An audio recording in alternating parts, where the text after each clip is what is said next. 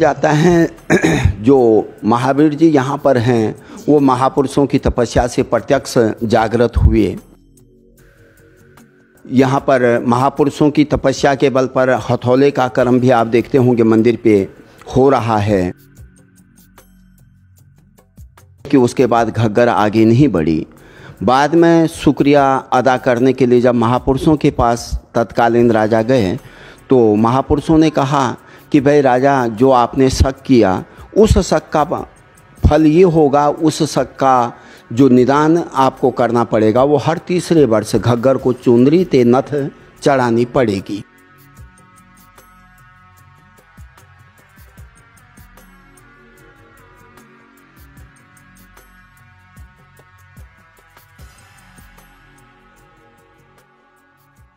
पटियाला ਦੇ ਪ੍ਰਾਚੀਨ ਮੰਦਰਾਂ ਬਾਰੇ ਜਾਣੂ ਕਰਵਾਉਂਦੇ ਹਾਂ। ਪ੍ਰਾਚੀਨ ਮੰਦਰਾਂ ਦੇ ਇਤਿਹਾਸ ਬਾਰੇ ਤੁਹਾਨੂੰ ਦੱਸਦੇ ਹਾਂ। ਮੈਂ ਹਾਂ ਤੁਹਾਡੇ ਨਾਲ ਰਵਨੀਤ।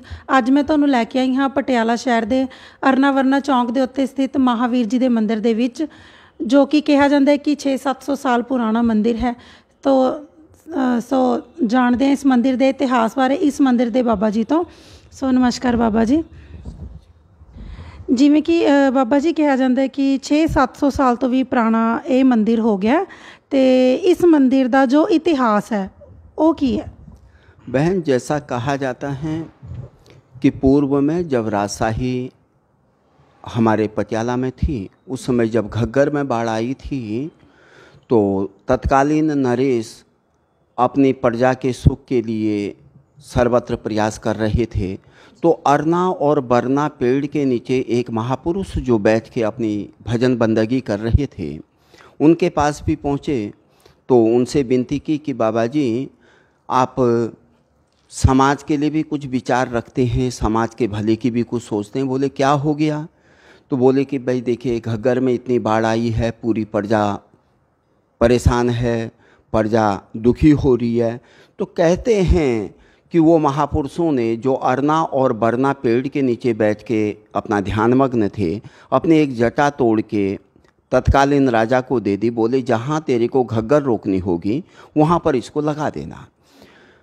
उसमें कुछ विकार उत्पन्न हुए होंगे, कुछ दिक्कतें हुई होंगी, जो भी कारण रहा होगा, तो वो थोड़ी सी शक के दायरे में होने की वजह से उस चीज़ को नहीं कर पाए।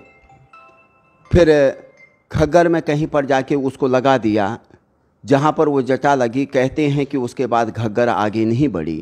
बाद में शुक्रिया अदा करने के लिए जब महापुरुषों के पास तत्कालीन राजा गए तो महापुरुषों ने कहा कि भाई राजा, जो आपने शक किया उस शक का फल ये होगा, उस शक का जो निदान आपको करना पड़ेगा वो हर तीसरे वर्ष घग्गर को चुंदरी ते नथ चढ़ानी पड़ेगी। तो ऐसा किंवदंती इस स्थान के प्रति है। और बाकी यहाँ पर अनेकानेक महापुरुषों की समाधियाँ हैं, अनेकानेक महापुरुषों ने अपनी तपस्या की है। तो ये इसका इतिहास है। जे कहा जाए तो कि उस तो बाद इस मंदिर की जो स्थापना की गई जी। तो बाबा जी, जिमें कि मंदिर की जिमें श्रद्धालु आते हैं किसी आस नाल, है ना, इस मंदिर की जो मान्यता है वो की है? देखिए, कहा यह जाता है जो महावीर जी यहाँ पर हैं वो महापुरुषों की तपस्या से प्रत्यक्ष जागृत हुए, जिसमें पहला नाम सभापति सोहनगिरी जी महाराज जी का रहा। ऐसा भी कहा जाता है कि जब 1986 में महाराज श्री ने शरीर छोड़ा तो 16 दिन तक जो संन्यास परंपरा के तहत सोची के क्रियाकलाप होते हैं, 16 दिन तक पूरा पटियाला बंद रहा था। तो इतनी उनकी नेक कमाई थी, समाज के बीच में, अपने भक्तों के बीच में, अपने लोगों के बीच में इतना स्नेह उनका उत्पन्न था। तो आज भी लोग अपनी मनोकामनाओं को लेकर यहाँ पर आते हैं और यहाँ पर महापुरुषों की तपस्या के बल पर हथौले का कर्म भी आप देखते होंगे मंदिर पे हो रहा है। तो वो लोगों को उसका आराम मिलता है। ये महापुरुषों की तपस्या का फल इसमें होगा, जिसकी वजह से वो आनंदित होते हैं, उनको अपने दुखों से निदान होता है। और पंडित जी, इस मंदिर दे विच त्योहार ने जेड़े वो केड़े मनाए जाते?